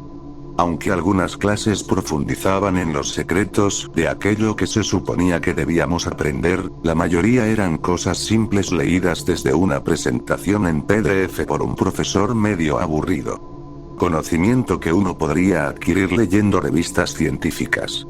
Revistas que yo ya había leído. Así que la mayoría de las veces iba al campus sintiéndome indiferente, esperando en secreto que pudiera aprender algo sorprendente, como algún dato nuevo en la clase de anatomía. Pero eso era raro. No puedo decir que tenga muchos amigos. Pensándolo bien, creo que no tengo ninguno. Soy amable con mis compañeros, pero realmente no tenemos nada en común, más allá de estudiar lo mismo. Ellos no estudiaban como yo. La mayoría valoraba el prestigio y el salario que viene con ser médico. Algunos realmente querían ayudar a otros en tiempos de enfermedad. Pero nadie quería aprender de verdad. No como yo. Ellos se perdían en fiestas, drogas y sexo entre ellos, mientras que yo daba un paso más y estudiaba algo adicional cada noche, solo para apaciguar mi deseo de conocimiento. Recuerdo el día en que Jonathan se acercó a mí en la cafetería del campus. Fue durante un descanso entre algunas clases que ambos compartíamos. Se sentó frente a mí y me preguntó cómo estaba. Conversamos un poco sobre todo y nada, y sobre unos proyectos que teníamos como tarea en ese momento. Me agradaba este tipo. Jonathan no era el mejor estudiante ni la persona más interesante, pero sabía que él también amaba realmente la medicina e intentaba aprender más de lo que la universidad nos daba con cucharita. Lo respetaba por eso. Así que fue una sorpresa agradable cuando me presentó una idea nueva. Oye, hermano. Me dijo. Sé que te sientes aburrido aquí. A veces yo también lo entiendo. Vaya si tenía razón. Encontré a un hombre que realmente sabe lo que hace. Continuó. Y luego, con más duda. Hay un enlace en la web oscura de un doctor muy bueno. Sus métodos son un poco convencionales, así que no puede transmitir para la gente común. Pero es realmente hábil. Al menos, sus enseñanzas me han ayudado mucho con mis exámenes. Se rió. Yo pensé un momento antes de responder. Seguro. Dije. Veamos qué tiene para ofrecer ese doctor misterioso. Para ese entonces ya había leído muchos libros y artículos, y habría dado lo que fuera por ver algo nuevo. Jonathan sonrió y me dio una nota con el supuesto enlace. Perfecto, hermano. Si necesitas ayuda con eso de la web oscura, llámame. Mi número también está en la nota. Sería bueno pasar el rato en la sala de chat de ese doctor y aprender de él. No tuve que llamarlo. Le dije adiós educadamente cuando se fue y continué con mi almuerzo. Pero ahora tenía curiosidad. No soy para nada un experto en computadoras, pero sé arreglármelas. Así que no voy a aburrirlos con los detalles de cómo llegué al sitio. La mayoría aquí ya está familiarizada con este tipo de historias. El camino es simple. Consigues el software adecuado para ingresar a la web profunda y luego comienzas a buscar. Tienes que ser muy específico con lo que buscas, de lo contrario te perderás en una montaña de basura digital. Y específico fui. Llegué al enlace que quería relativamente rápido. Era un sitio llamado Anatomy 102. Tenía un diseño gris sencillo y el símbolo clásico griego de la medicina como logo. Una serpiente enroscada en una vara. Aunque era un poco diferente al típico. La serpiente parecía estar mordiendo algo, y ese algo se asemejaba a un cráneo humano. Bastante peculiar. Había una cámara enfocada en una habitación blanca vacía y también una sala de chat. La sala tenía alrededor de 50 personas activas, hablando de manera casual sobre distintas especializaciones médicas, especulando sobre lo que aprenderían ese día. 10 minutos después, aparecieron dos personas en la habitación, ambas usando uniforme típico de quirófano, arrastrando una gran mesa con herramientas quirúrgicas. Uno de ellos salió de la pantalla y el otro se paró frente a la cámara, aún con la mascarilla puesta. Hola, mi querida audiencia. Me da un gran placer ver a tantos aquí hoy. Este es un lugar de aprendizaje y comprensión, así que les aconsejo prestar atención y observar todos los detalles. Me gustó esa introducción. Un verdadero profesor. Para todos los que sean nuevos aquí, permítanme presentarme. Aquí me conocen como el Dr. Mason, pero pueden dirigirse a mí simplemente como doctor en el chat. Cada 2 semanas nos reunimos para hablar de algún tema de anatomía y cómo funciona en la práctica. Apenas terminó de hablar, el segundo hombre volvió a aparecer, esta vez empujando una camilla quirúrgica. La camilla estaba llena. Supuse que tenía un cadáver o alguien dormido. La cantidad de usuarios conectados en el chat marcaba 250. El otro hombre, también enmascarado, retiró la sábana que cubría el cuerpo. Lo que vi no era algo para lo que estuviera preparado. Era un ser humano vivo, completamente despierto, amordazado y atado con correas de cuero. Un hombre de mediana edad, con cabello castaño y una expresión de terror absoluto. Estaba sudoroso, en evidente angustia, pero no podía hacer mucho, atado como una pieza de carne. Como saben, continuó el doctor, el sistema digestivo es uno de los más importantes del cuerpo humano. Es la fuente de toda la entrada y salida de energía de los animales. Hoy lo veremos más de cerca. La sala de chat se llenó de expresiones de alegría. Parecían satisfechos con la lección. Yo, por mi parte, me sentía nervioso. Jamás habría esperado lo que siguió. El doctor comenzó a operar al hombre sin usar anestesia. Hizo una incisión en su abdomen mientras los gritos eran ahogados por la mordaza. Luego sacó partes del intestino de la víctima y las mostró a la cámara, hablando en detalle de cada cosa, y aplicando presión en ciertos puntos para demostrar lo que explicaba, generando cantidades enormes de dolor para el pobre hombre. Durante todo el proceso no mostró ni una pizca de emoción. El chat estaba lleno de preguntas, la mayoría de las cuales respondió, del mismo modo en que nuestros profesores nos hablaban en la universidad. Prestaba especial atención a quienes querían que experimentara con los límites de la víctima. Señaló que las personas que hacían esas preguntas tenían verdadera motivación por aprender y progresarían en su carrera. Después de decir eso, siguió adelante con las sugerencias que le daban. La sangre había empezado a formar un charco en el suelo. De vez en cuando, la víctima se desmayaba por el puro dolor que sentía, pero el asistente del doctor lo despertaba cada vez. El doctor insistía en que era importante que el paciente tuviera sus sentidos en orden para que pudiéramos tomar nota de sus reacciones. Yo estaba en shock. Pero no podía apartar la mirada. Igual que cuando ves un accidente espantoso en la calle, y sabes que si miras sentirás ganas de vomitar, pero aún así giras la cabeza, con los ojos hambrientos por lo extraño y lo grotesco. El procedimiento se volvía cada vez más extremo. La incisión era aún más grande ahora y el doctor explicaba los reflejos del estómago mientras sostenía el órgano del hombre en su mano. Aplicó presión sobre él y una ola de fluidos gástricos recorrió el esófago del hombre, que ahora lloraba, ahogándolo mientras yacía boca arriba. No duró mucho más después de eso. La víctima quedó inconsciente y parecía que ni siquiera el asistente podía traerlo de vuelta. Tras varios intentos, el asistente miró al doctor y asintió. El doctor entonces volvió su rostro hacia la cámara. Bien, clase, eso es todo lo que tenía para mostrarles hoy. ¿Alguna pregunta? Algunos mensajes aparecieron en el chat, y él respondió solo a ciertos comentarios. Lamentablemente, ese es todo el tiempo que tenemos por hoy. Dijo. Y luego continuó. Bien, ¿quién quiere ser voluntario para la próxima clase? El chat quedó en silencio de inmediato. Vamos, qué audiencia tan tímida. Nunca serán verdaderos científicos si tienen miedo de tomar riesgos. Pero bueno, la mayoría ya conoce el procedimiento. Si nadie se ofrece, elegiré a alguien al azar del chat, y para la próxima clase, en 2 semanas, esa persona estará en la cama guiándolos a todos hacia la iluminación. Para ser sincero, el trabajo del paciente es más importante que el mío. Yo solo explico las cosas, así que él debería estar muy orgulloso de ser, en realidad, el verdadero maestro. Aún silencio. Muy bien entonces, pero no estoy contento con esto. Continuó. Permítanme elegir yo mismo. Parecía buscar algo en su monitor.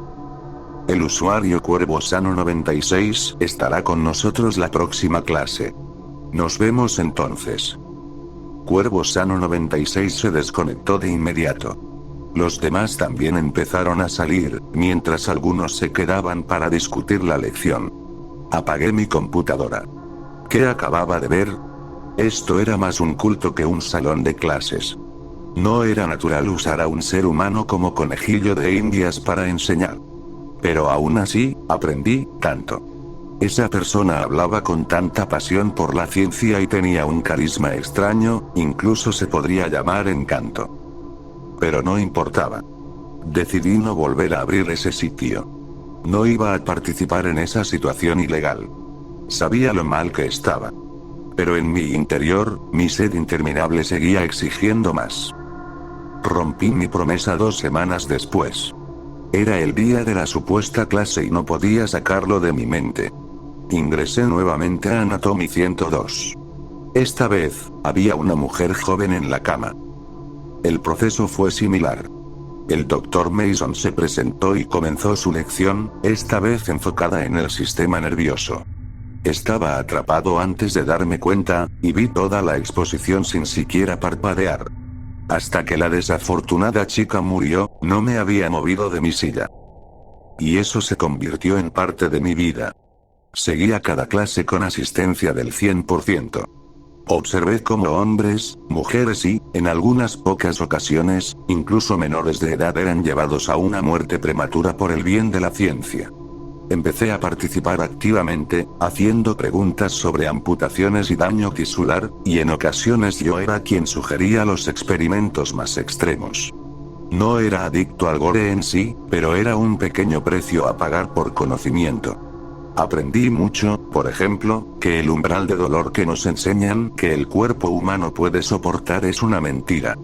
Vi con mis propios ojos cuánto puede sufrir un organismo humano antes de rendirse definitivamente. Eso y muchas otras cosas que no deben mencionarse aquí. Los meses pasaron rápido. Seguí viendo las clases. En contadas ocasiones, alguien se inspiraba tanto con las palabras del doctor que se ofrecía como voluntario, y todos suspirábamos aliviados. Pero esas ocasiones eran raras. La mayoría de las veces era una ruleta rusa cada semana. Yo tenía miedo, claro, pero el riesgo valía la recompensa. Al mismo tiempo, estudiaba aún más, desconectándome por completo del mundo real. Quería aprender más todavía, tan inspirado estaba por ese hombre enmascarado. Entonces llegó un día que jamás pensé que llegaría. El doctor había terminado una clase convirtiendo lentamente el cerebro de un hombre en puré, y como siempre, buscaba un voluntario. Después del silencio incómodo habitual, escuché algo realmente aterrador. Bien, estudiantes, el próximo en venir con nosotros será Eclipse de Loto. Mi usuario. Mi estúpido usuario, hecho como un juego de palabras por mi auto favorito. Siempre pensé que podía pasar, pero nunca creí que realmente sucedería. Las probabilidades eran bajas, y yo disfrutaba demasiado las clases para detenerme. Por primera vez desde aquel día fatídico en que conocí este maldito sitio, llamé al único que podía entenderme. Jonathan. Respondió. Hablamos mucho tiempo y, al final, logramos formular una solución. Pasamos el resto del tiempo hasta la clase en mi casa. Estábamos juntos todo el tiempo para asegurarnos de que nuestro plan funcionara. 3 días antes de la lección, fuimos atacados dentro de la casa. No sé cómo nos encontraron, pero es cierto que el doctor nunca fallaba en localizar a su voluntario forzado. Estaba con su asistente, tal como había previsto. Jonathan tuvo una corazonada días antes, y compró máscaras antigas como precaución. No sé cómo lo anticipó, pero estábamos preparados para el gas que usaron esa noche. Supongo que así lograba llevar a sus víctimas al quirófano intactas cada vez. Quizá la gente esperaba un ataque, pero pocos pensaban en eso. Tuve la suerte de tener acceso a un arma, una herencia de mi padre fallecido, y logré dispararle en la rodilla al doctor antes de que pudiera atacarnos. El asistente no era ese hombre frío como el hielo que yo imaginaba por los vídeos. Estaba más que dispuesto a ayudarnos con lo que quisiéramos a cambio de su vida. Después de obtener toda la información que necesitaba, le disparé en la cabeza solo para dejar de escuchar su llanto irritante. Y aquí estamos hoy. Mientras escribo esto, escucho la voz ahogada de un hombre detrás de mí. Fue fácil obtener los códigos de transmisión y el usuario y contraseña del doctor, gracias al ayudante llorando y suplicando por su vida, para poder continuar con su trabajo y su idea. Sentía que me había ayudado mucho durante este tiempo, y era momento de ayudar a otros. Con Jonathan a mi lado, nos aventuraríamos en experimentos que nadie se había atrevido a realizar. Llevaríamos la ciencia y la medicina muchos pasos adelante, con nuestra voluntad de intentar cosas nuevas. Pero me pareció correcto darle al Dr. Mason un gran regalo. Él siempre decía que el hombre en la cama hacía el mayor sacrificio, y quería que tuviera ese honor en su última aparición en el aula. Sus gritos y su violento temblor en la camilla, sin embargo, sugerían algo diferente. Supongo que no era tan creyente ni pionero como pensaba. Pero no importa. Ahora es tiempo de que alguien nuevo tome su lugar. Alguien con visión, habilidades y astucia. Alguien como yo, para continuar su obra. Así que, amigos, los invito a unirse. Aprenderemos juntos y encontraremos respuestas a todas las preguntas que aún tenemos sobre el cuerpo humano, para que con el tiempo podamos alcanzar un conocimiento perfecto de la medicina y sus prácticas. Vengan a la transmisión y formen parte de la clase, mientras examinamos todo lo que el organismo humano tiene para ofrecer. Y siéntanse libres de hacer las preguntas que quieran. Mi asistente y yo estaremos encantados de responderlas o mostrar ejemplos reales para facilitar su comprensión. Ahora, si me disculpan, la clase está por comenzar y he preparado una lección muy especial como regalo de despedida para el Dr. Mason. Nos vemos en clase.